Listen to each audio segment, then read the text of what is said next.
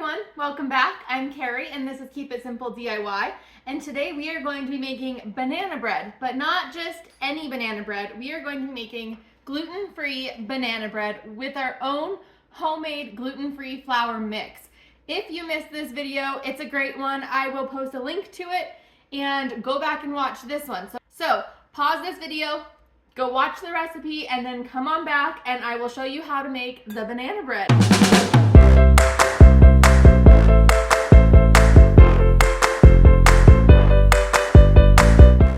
To make the banana bread, I'm just going to be following a standard banana bread recipe, but substituting my gluten-free flour. So what we're going to need is 2 eggs, 2 bananas, the flour, sugar, salt, baking soda, vanilla, butter, and milk.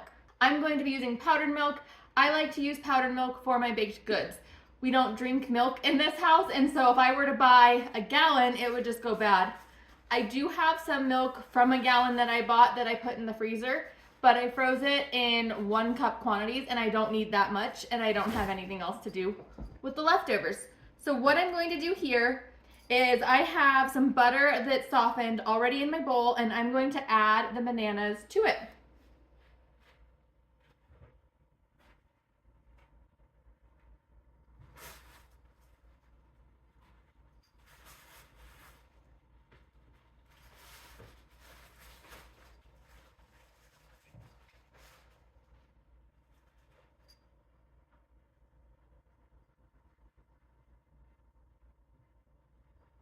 All right, my fancy trick for mashing bananas is to just use a potato masher. So I'm going to mash the bananas in here, and I'm probably going to mash the butter in with them once I get them all mashed in. Yep, not probably, gonna do it. Okay, our bananas are mashed. We're adding 2 eggs.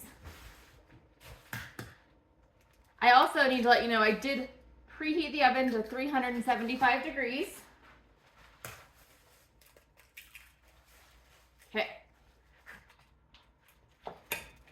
And we'll see how far we can get with this potato masher. I'll use a whisk if I need to switch, but we're going for it with the potato masher still. If you're hearing noise in the background, that is my kitty cat playing. All right. I am going to look over at the recipe that I have. We need 3/4 cup of sugar. So I have a 1/2 cup measure here I'm going to use to get my 3/4 cup. So there's half, and there's a half of the half, which gives me 3/4. And then salt, I need, how much salt? 1/2 of a teaspoon. So here's my teaspoon. We'll take half of that. And vanilla, you just measure it with your heart. I'm almost out of this vanilla. It's not even real vanilla, it's imitation vanilla. Yeah, I think I'm gonna switch to a different mixing tool.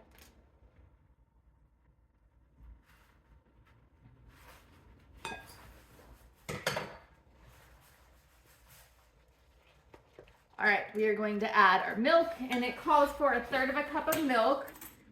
So what I'm going to do is take just a little bit of the milk powder. That was probably too much. And then almost, but not quite the full 1/3.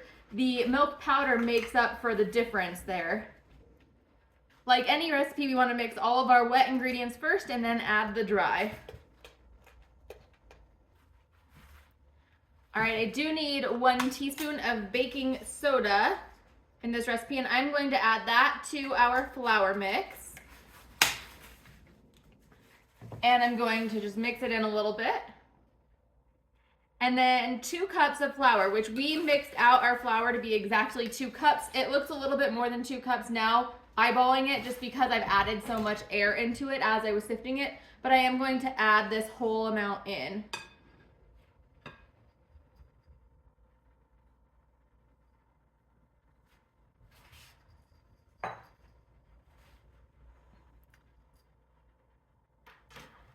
Now this recipe is, oh, the cat just brought me the toy. Hi, do you need to play? What's this?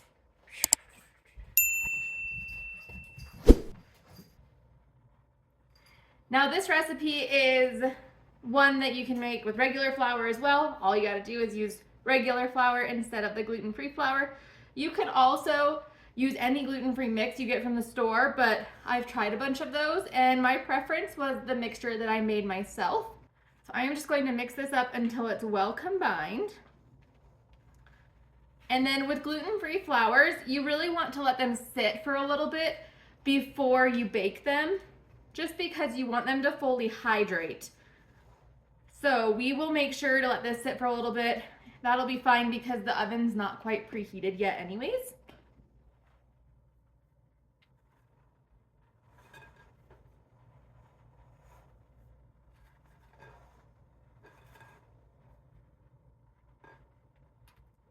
Okay, I think we're all combined. Let me grab a baking dish.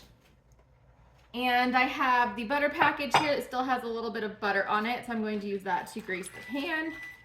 Oh, okay, our oven's preheated. We're still going to let this sit for a second before we put it in.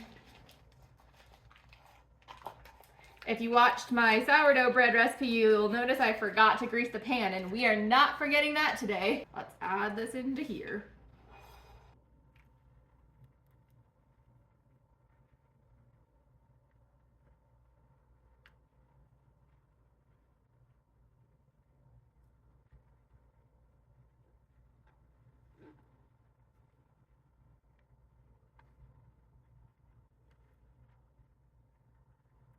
Smells delicious. I should mention that when you get the batter to this point, you could add anything into it that you want. I usually add chocolate chips, but I forgot to, so I might, let's see, do I want to go back and add some in? Probably. Let me grab them. Better late than never. I also don't like a ton, so that's fine that I didn't put them in ahead of time. Okay, that's what we're gonna do. I'm gonna give them a little mix. I'm gonna try to be careful not to touch the sides because I don't want to screw up that butter layer. All right, I'm going to let this sit just while I put everything away, and then I'll stick it in the oven. All right, I'm going to put the banana bread in the oven for 45 to 50 minutes, and then we will be back to check on it.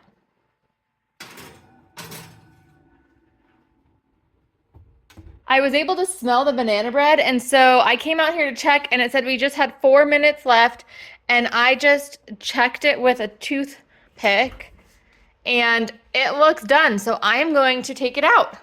All right, here it is. It's beautiful. I'm going to let this sit here for a little while, and then I will tip it out onto a cooling rack. And then something really cool about this container is it has a lid, and so I can just slice up the banana bread, put it back in here, and put the lid on it. So I will be back once this is cool. All right, our banana bread has cooled enough for me to get it out of the container, and I'm going to slice into it and give it a taste test. Before I do that, though, I wanted to mention that something weird happened here where the inside sunk a little bit. I think I probably should have let it cook for a minute or two longer because I haven't had that happen before. So make sure to cook it a little bit longer than you're expecting it to. And then also, this is the container that I use, and it has this lid. So once this is completely cool, I'm just going to put the slices back in here and put the lid on it. And this will be great for storing on our counter. All right, I need a bite of this.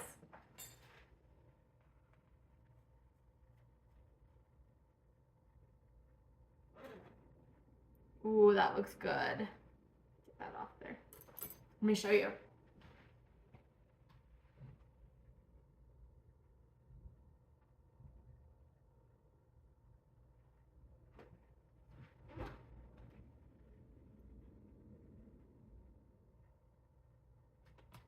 Okay. Get some butter.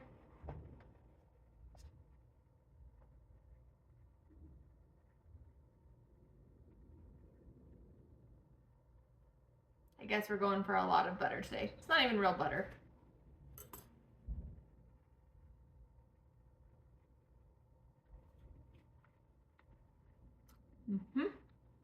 Delicious. It's been quite a while since I've made anything gluten-free, so I can definitely tell it's different than regular flour, but it's still delicious. Amazing. Editing Carrie jumping in here. I did put the banana bread back into the oven for about 5 minutes that day. It's 2 days later now, and I'm actually eating some banana bread while I'm editing this video. And the texture definitely is more of how I remembered it now that it's been 2 days. So it needs to sit a little bit for it to get that texture that's really similar to banana bread.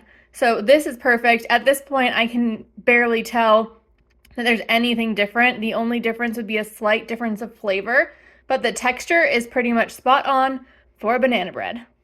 All right, thanks so much for being in my kitchen with me this morning. If you liked this video, please give it a thumbs up and subscribe, and I will see you next time.